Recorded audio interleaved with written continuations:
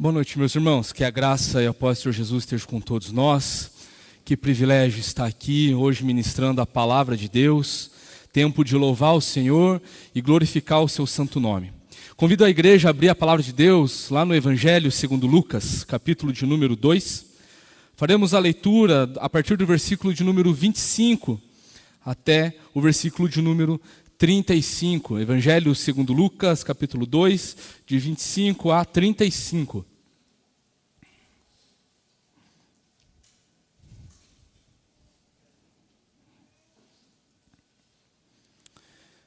E diz assim a palavra de Deus no Evangelho segundo Lucas, no capítulo 2, a partir do versículo 25 em diante. Em Jerusalém havia um homem chamado Simeão. Esse homem era justo e piedoso e esperava a consolação de Israel. O Espírito Santo estava sobre ele. Ele tinha recebido uma revelação do Espírito Santo de que não morreria antes de ver o Cristo do Senhor. Movido pelo Espírito, ele foi ao templo. Quando os pais trouxeram um menino Jesus para fazerem com ele o que a lei ordenava, Simeão o tomou nos braços e louvou a Deus, dizendo: Agora, Senhor, podes despedir em paz o teu servo, segundo a tua palavra, porque os meus olhos já viram a tua salvação, a qual preparaste diante de todos os povos, luz para a revelação aos gentios e para a glória do teu povo de Israel. E o pai e a mãe do menino estavam admirados com o que se dizia a respeito dele.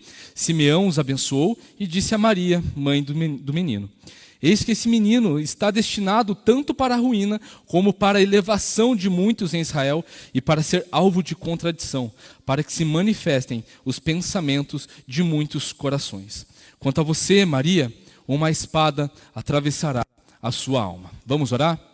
Bondoso e querido Deus, eis a tua palavra, da onde flui todo poder, toda autoridade, Pai, para confrontar a nossa vida.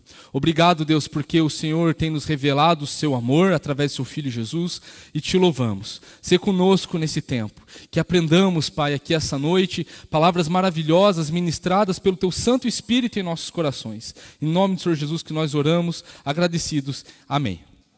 Meus irmãos, quero fazer uma pergunta para vocês essa noite.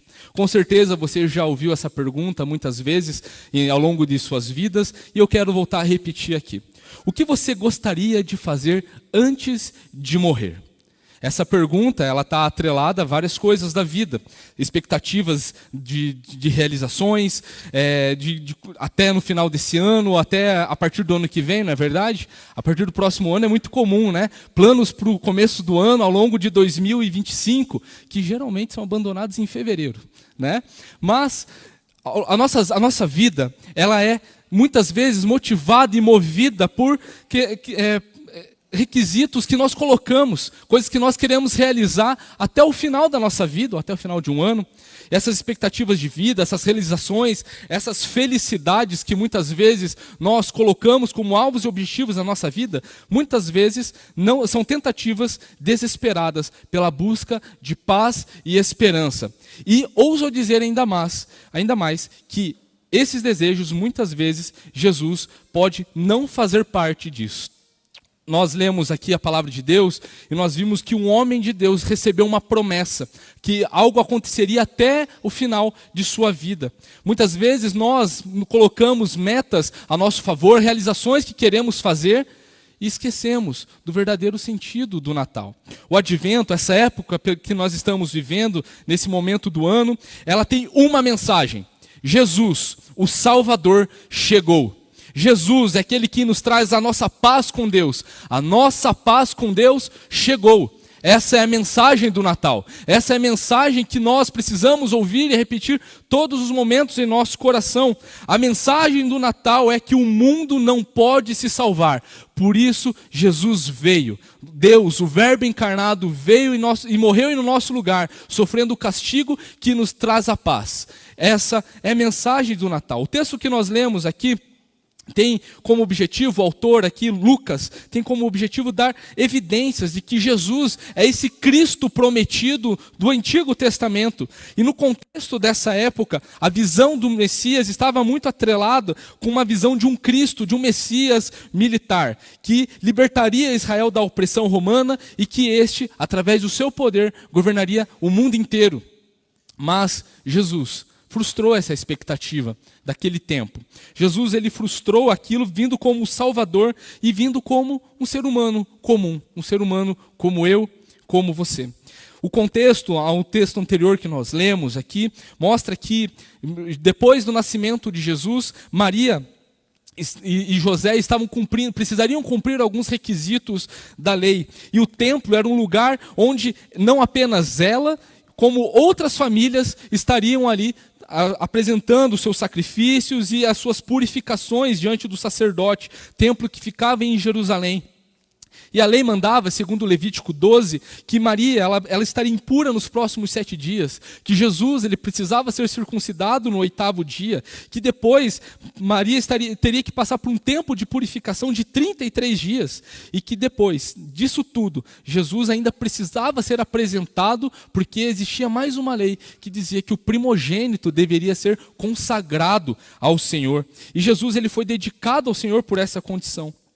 E nós vemos no texto ainda anterior a este, e no próprio Evangelho de Lucas, que por serem muito pobres, Maria e José ofereceram como sacrifício pela expiação do pecado e pela purificação de Maria, 2 rolinhas ou 2 pombinhos, como a lei assim dizia. O sacrifício era importante para esse contexto. E Simeão, dentro desse contexto, também não encarava Jesus como mais um bebê que estaria ali para aparecer, como muitos apareciam durante os dias, durante os meses, durante o ano inteiro.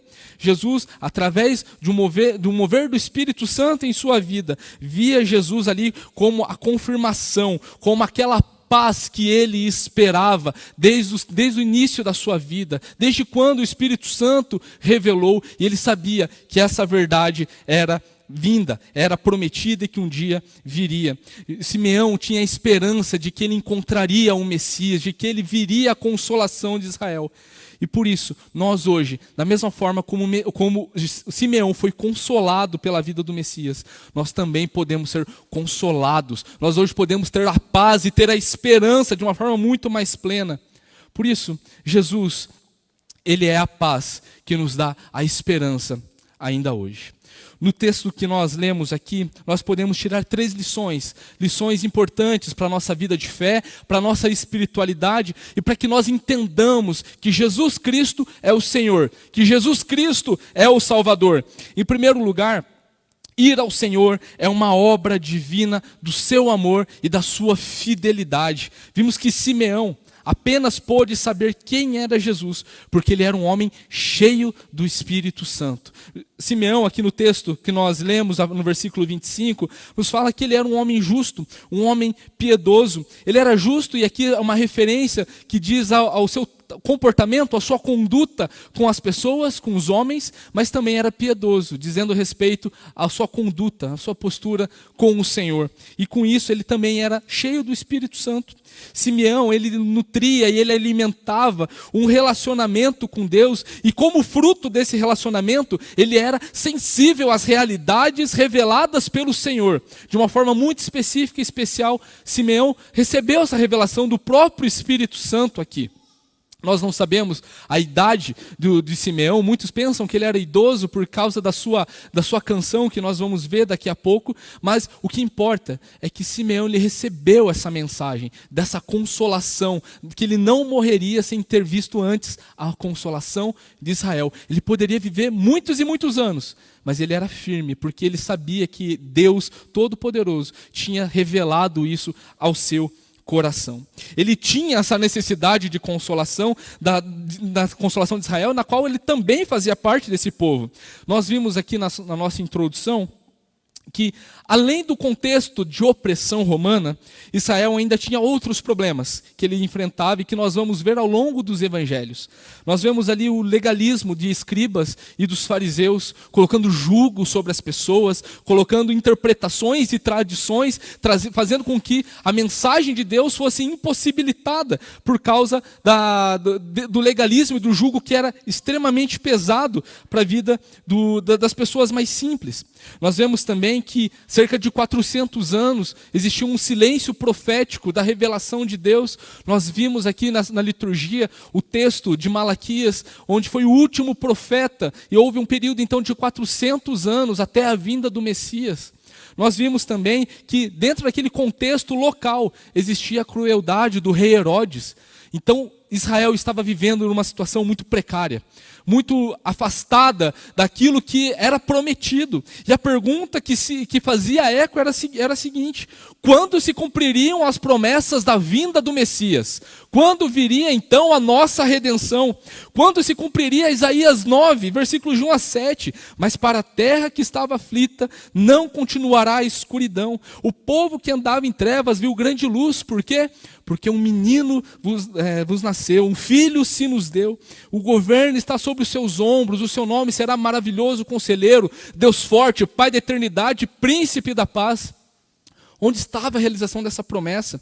A promessa de Isaías 60, versículo 2, porque eis que as trevas cobrem a terra, a escuridão envolve os povos, mas sobre você aparece resplandecente o Senhor, e a sua glória já está brilhando sobre você. Onde estava a consolação de Israel diante dessas promessas? Essa era a dor, não apenas de Simeão, era a dor de todo aquele que esperava a vinda do Messias, o cumprimento do Messias, conforme as Escrituras falavam. Não conforme o que se pensava na época sobre um Messias político, redentor, político e militar da nação de Israel, mas conforme aquilo que o Senhor havia revelado aos seus santos profetas do passado. E essa consolação que Simeão e outros esperavam era a salvação preparada por Deus desde a eternidade. Esse mesmo Espírito que inspirou os profetas do passado havia dito para Simeão que o Messias viria, a consolação de Israel viria. E esse mesmo Espírito falou aos corações do povo do passado e continua a falar aos nossos corações do quão necessitados nós somos de Jesus. Essa é a verdade que precisa impregnar a nossa alma, precisa impregnar o nosso coração. Ao contrário daquela mentalidade de que existiria um redentor político, os verdadeiros crentes eram aqueles que aguardavam a redenção, a salvação de Deus por meio do seu Cristo. E ao ter relacionamento com Deus, Simeão e outros crentes entendiam que ele precisava dessa redenção.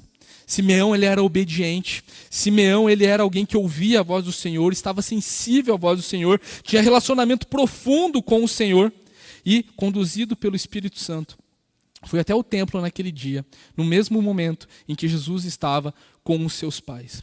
O mesmo Espírito que conduziu Simeão também foi o mesmo que conduziu Maria naquele momento. Maria, a gente leu nas leituras que nós fizemos na liturgia, Maria era uma mulher extremamente abençoada por Deus. Maria era obediente, ela amava o Senhor e temia o Senhor. E como Simeão também esperava as promessas de redenção, nós vimos isso no texto que nós chamamos de Magnificat, que nós lemos na nossa liturgia aqui. Então, ao mesmo tempo que é o Espírito Santo que conduziu toda a inspiração do Antigo Testamento nas suas promessas, o Espírito Santo não estava ausente daquele contexto. O Espírito Santo, sendo Deus verdadeiro, não estava fazendo pouco caso da dor que Israel tinha, na consolação que eles precisavam diante do contexto, diante da situação na qual eles estavam encarando. Por isso, nós precisamos desse relacionamento genuíno com o Senhor. É uma obra de Deus nós estarmos diante do Senhor. É uma obra inteiramente divina que nos dá a garantia de que nós ao sermos guiados por Deus, nós encontraremos também redenção nesse mesmo Deus. E é o Espírito Santo, que é chamado de Consolador, mais para frente por Jesus, que estava conduzindo Simeão até a consolação de Israel, encarnada na pessoa de Jesus Cristo. E é por isso, nosso segundo ponto, somente por um encontro real, um encontro real com o Salvador, é que então nós teremos paz. Simeão, ao identificar ali, estando sendo usado pelo Espírito Santo, sabia quem era o Messias, sabia quem era o Redentor, diante de muitas crianças que passaram pelo templo aquele dia para cumprir os mesmos ritos cerimoniais que Maria e José estavam cumprindo ali, e Jesus inclusive. Nós vemos então que ao ver Jesus, Simeão então ele encontrou aquela paz, aquela promessa que ele sabia que ele havia recebido, mas que talvez ele não tivesse o discernimento de que isso seria a paz para a sua vida.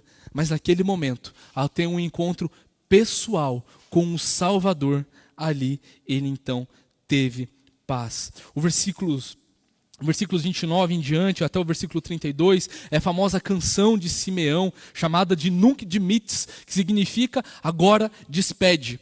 Simeão, ele tinha a convicção de que sua vida dependia daquilo. Simeão, ele via que a sua vida era totalmente voltada à vinda do Salvador, que a sua vida era dedicada à vinda do Salvador, e é por isso que ele tinha relacionamento com o Espírito Santo, é por isso que ele buscava Deus, por isso que ele era justo e piedoso entre os homens e diante de Deus.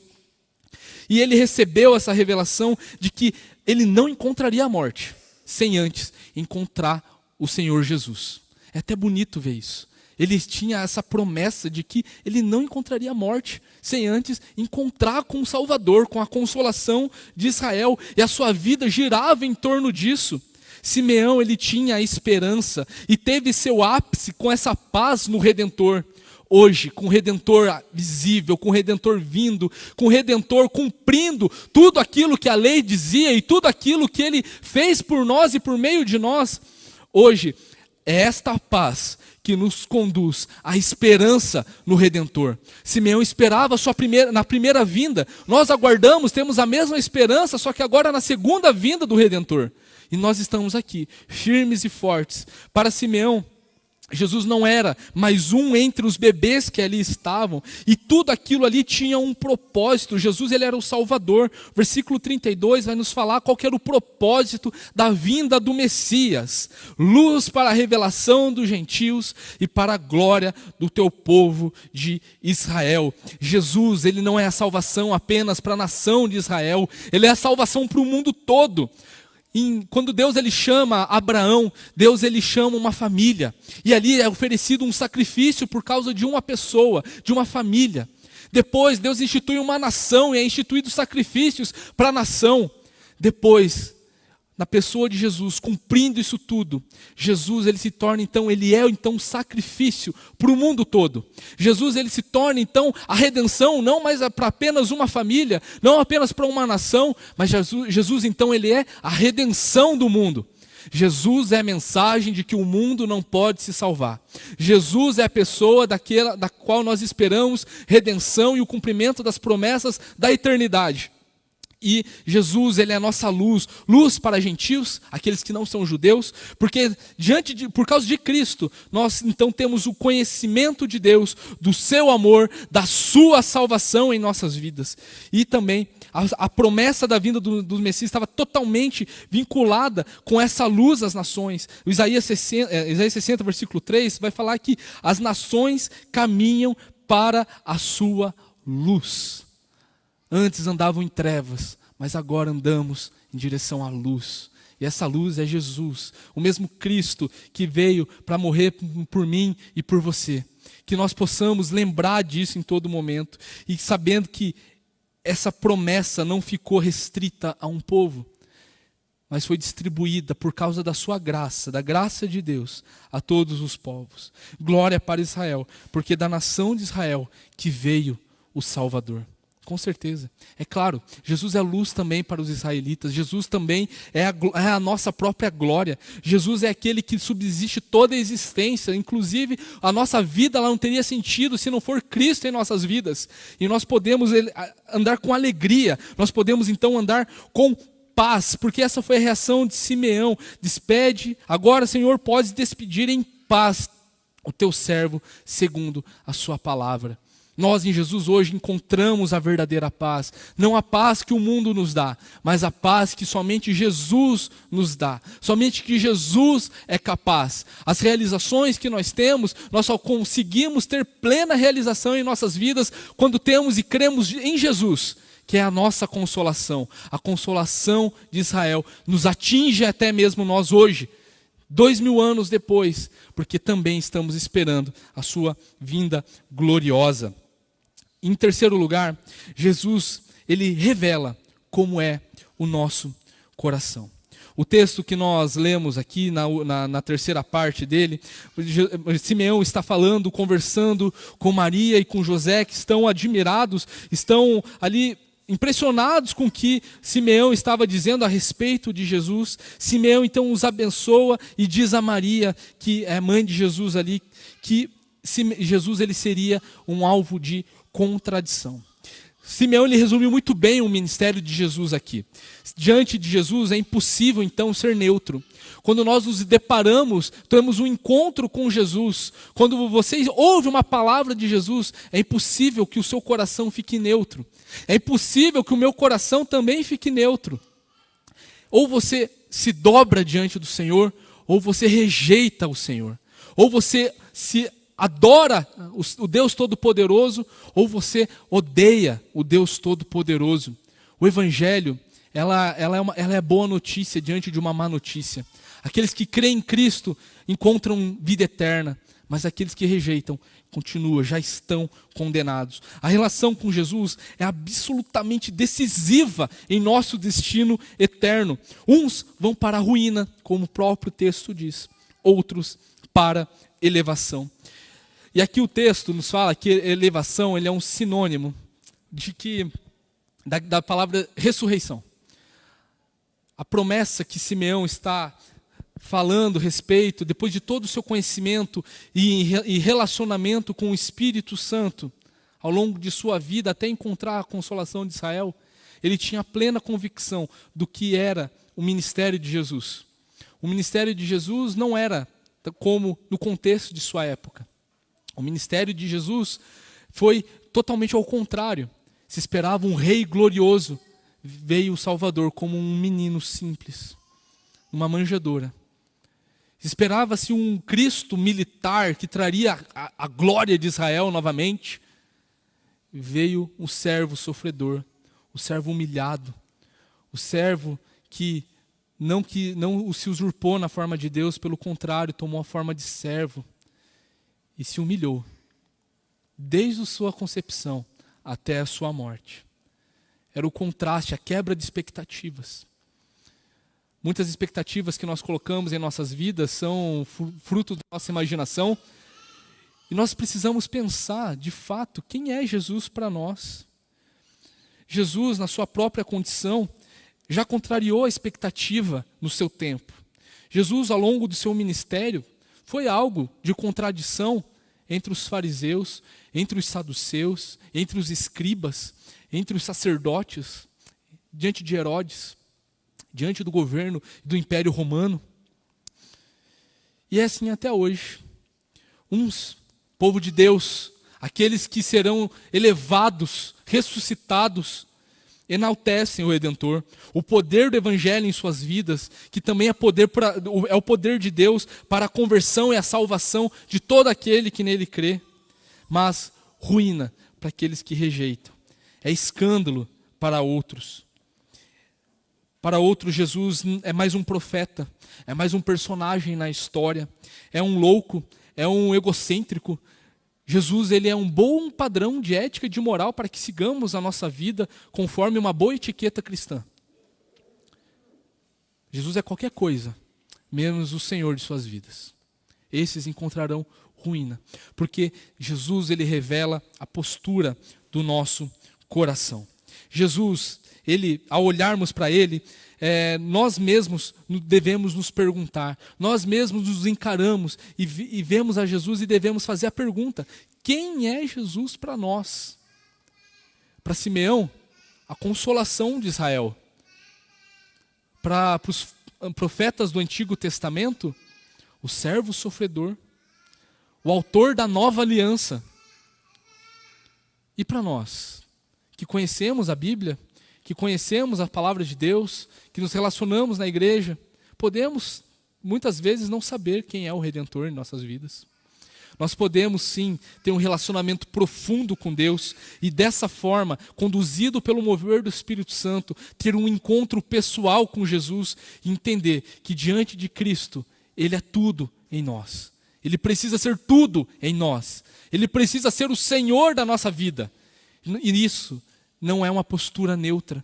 É uma postura que muitas vezes o mundo, aqueles que odeiam a Cristo, vão tirar contas de nós e vão nos humilhar muitas vezes, vão nos menosprezar, vamos sofrer por causa de Cristo, mas a Bíblia nos ensina que sofrer por Cristo é um privilégio, é uma alegria que somente encontramos nessa consolação. Maria, ela também sofreria aqui. Maria, ela recebe a promessa de que uma espada atravessará a sua alma, e isso estava implicando de que todo o ministério de Cristo culminaria no ponto alto da demonstração do amor de Deus, que é Jesus Cristo, o santo, o puro, sendo crucificado por mim, no meu lugar e no seu lugar também. Jesus sendo santo, não cometendo nenhum pecado, cumpre a lei e também sofre a maldição da lei. Como que o Messias seria submetido a essa pena humilhante? E essa pena de maldição escrita nas Escrituras. Jesus, ele foi alvo de contradição até mesmo na cruz. Nós encontramos um texto lá em Gálatas, capítulo 3, versículos 13 a 14, que Cristo nos resgatou da maldição da lei, fazendo-se Ele próprio maldição no nosso lugar. Porque está escrito, maldito todo aquele que for pendurado em madeiro, para que a bênção de Abraão chegasse aos gentios em Cristo Jesus, a fim de que recebêssemos pela fé o Espírito prometido. Jesus, ele toma o nosso lugar voluntariamente. Essa é a nossa consolação hoje. Essa é a nossa paz hoje. Outra promessa que nós encontramos na Bíblia é de que ele foi traspassado por causa das nossas transgressões e esmagado por causa das nossas iniquidades. E o castigo que nos traz a paz estava sobre ele e pelas suas feridas fomos sarados.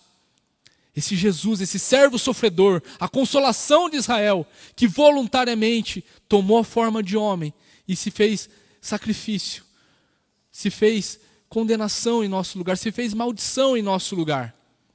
É esse castigo que nos traz a paz. Nós podemos então, meus irmãos, ter a convicção de que Jesus, ele é aquele que nos traz relacionamento com Deus, nos traz paz com Deus por causa do seu sacrifício. E hoje nós precisamos tomar um ato de santidade, um ato de coragem diante dessa verdade bíblica, de que Jesus, ele continua ainda sendo alvo de contradições. Não que Jesus seja a contradição, muito pelo contrário, ele mostra o nosso coração. E por isso, nós precisamos tomar uma postura diante da santidade do Deus Todo-Poderoso. O mesmo Deus, todo santo, todo-poderoso do Antigo Testamento, está na pessoa de Jesus, revelado na pessoa de Jesus, e mostra ali então para a humanidade que existe ainda redenção, que sempre vai existir redenção. E podemos caminhar seguros disso, de que Jesus, ele é propiciação para os nossos pecados, a fim de que nós hoje demos glórias ao seu nome através da nossa confissão diante de Deus. Quando nós olhamos para Jesus, nós precisamos entender que não existe paz e esperança sem Cristo. Nós podemos nos iludir, nós podemos ter expectativas até o final da nossa vida, mas nós olhamos para o nosso irmão Simeão, que lá no passado, a sua expectativa da sua meta de vida é de que ele não morreria sem antes ver a consolação de Israel. Talvez, meus irmãos, estejamos hoje tão preocupados com o que nós vamos fazer e planejar, que nós não estamos nos preocupando ou deixando em segundo plano a nossa condição e a nossa situação diante do Senhor. Nós precisamos entender e olhar para Cristo, entender que Ele é tudo que nós precisamos. Jesus não é apenas mais alguma coisa que precisamos colocar na nossa lista de final de ano, mas que Jesus é tudo aquilo que nós almejamos. Jesus, ele é aquele que nos dá a paz e nos dá a esperança. Jesus é a paz que traz a esperança para mim e para você, não no futuro, mas hoje. Basta crermos, basta confiar no Senhor. Aqueles que têm a paz de Deus nutrem a mesma esperança que Simeão teve. Mas agora, não na primeira vinda de Cristo, mas na segunda vinda gloriosa de Jesus. Estão anunciadas duas vindas de Cristo, como diria Justino, um mártir, nosso irmão na fé do século II. Uma em que predisse que apareceria passível, sem glória, sem honra, e seria crucificado. Outra em que viria dos céus, com glória, com poderosa glória. E é esse Jesus que se revela para mim e para você essa noite. Nós podemos ter paz com Deus, a fim de que nós possamos viver uma vida íntegra diante do Senhor. Somente por meio de Jesus nós podemos agradar ao Senhor. Somente por meio de Cristo nós podemos sermos piedosos, sermos justos diante de Deus. O mesmo Espírito que conduziu toda essa trama, desde as profecias do Antigo Testamento, de uma forma pessoal na vida de Simeão, na vida de Maria, de José e na vida do próprio Jesus Cristo, nos chama hoje para uma resposta diante do Salvador, diante da consolação de Israel. É esse mesmo Espírito que habita e pode habitar nos nossos corações hoje mesmo, com o mesmo propósito de exaltar e glorificar o nome santo e poderoso de Jesus. Simeão, ele tinha a sua esperança nessas promessas futuras, mas nós hoje podemos viver essa esperança. Nós hoje podemos estar vivendo aquilo que se esperava no passado. Antigamente, no Antigo Testamento, a esperança do Messias estava depositada em várias sombras, em vários rituais, em figuras, em pessoas imperfeitas, obviamente, como parte de uma revelação de Deus que ainda estava em progressão. Hoje, na nova aliança, nós podemos contemplar o Messias de uma forma clara. Jesus, ele não é nossa consolação futura apenas. Jesus é a nossa consolação do presente e do porvir. Jesus é aquele que nos dá a alegria de vivermos e também de padecermos, se for necessário, por causa da cruz. A declaração de Jó se cumpre plenamente na pessoa de Cristo. Eu te conhecia só de ouvir, mas agora os meus olhos te veem. Quem nos faz um é Cristo. Quem nos torna povo é Cristo. Quem nos dá a esperança é Cristo, é Jesus, aquele que foi manifestado na carne, que foi justificado em espírito, visto pelos anjos, pregado entre os gentios, crido no mundo, recebido na glória. É desse Cristo que nós estamos falando. É desse Cristo que traz esperança hoje para as nossas vidas. Quem nos dá paz e esperança é somente Jesus. Naquele tempo vocês estavam sem Cristo, separados da comunidade de Israel, estranhos às alianças da promessa, não tendo esperança e sem Deus no mundo. Mas agora, em Cristo Jesus, vocês que antes estavam longe, foram aproximados pelo sangue de Cristo, porque Ele é a nossa paz, Ele é a nossa salvação, Ele é a nossa esperança. Nós recebemos um convite gracioso da oferta do Evangelho, de que nós não precisamos esperar uma paz futura, nós não precisamos esperar uma paz subjetiva, nós não precisamos esperar uma paz em coisas que nós queremos fazer até o dia da nossa morte. Nós podemos hoje viver essa paz. A mensagem do Evangelho é: você quer viver essa paz? Você crê nessa esperança? Você pode ter tudo isso hoje, porque a mensagem do Evangelho é Jesus Cristo. A mensagem do Natal é que Jesus Cristo chegou. Que Deus então assim nos abençoe. Vamos orar? Bondoso e querido Deus, louvamos o Senhor pelo teu santo nome. Obrigado, Deus, pela tua vida em nós. Obrigado porque somos constrangidos pelo seu amor e pela sua graça que nos inunda, Pai, a todos os momentos. Obrigado porque temos o Senhor a quem recorrer e somente o Senhor é a nossa paz. Obrigado, Jesus, porque hoje, por causa dessa paz, nós temos esperança, nós temos alegria no Senhor, nós podemos ter paz com Deus, nós podemos viver nesse mundo e encontrá-lo, Senhor, porque o Senhor veio ao nosso encontro e nos apresentou a Jesus Cristo, nosso Senhor e nosso Redentor. Obrigado por tamanha graça, obrigado por tamanho amor. Que o Senhor continue, Pai, a derramar suas infinitas bênçãos, sua infinita graça em nosso viver. E que o Senhor, nos dando o Consolador, o seu Santo Espírito, possamos, Deus, viver em santidade e em justiça, como lemos no texto hoje na liturgia, todos os dias das nossas vidas. Que sejamos, Pai, também alvo de contradição nesse mundo, ao levar a sua palavra, Pai, sendo arautos do seu evangelho, a fim de que todos, Pai, venham conhecer e se curvar diante do Salvador, Pai. Te louvamos, nós agradecemos em nome do Senhor Jesus. Amém.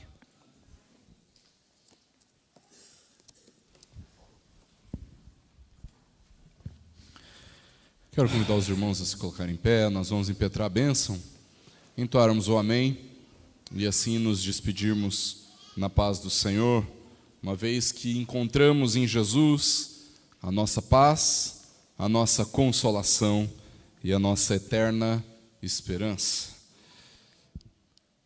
Que o Senhor te abençoe e te guarde, que o Senhor faça resplandecer o seu rosto sobre você e tenha misericórdia de ti. Que o Senhor sobre você levante o seu rosto e te dê a paz. Que a bênção de Deus Pai Criador, Filho Redentor e o Espírito Santo Consolador seja com você, com a sua casa e com todo o povo de Deus, hoje e para sempre. Amém.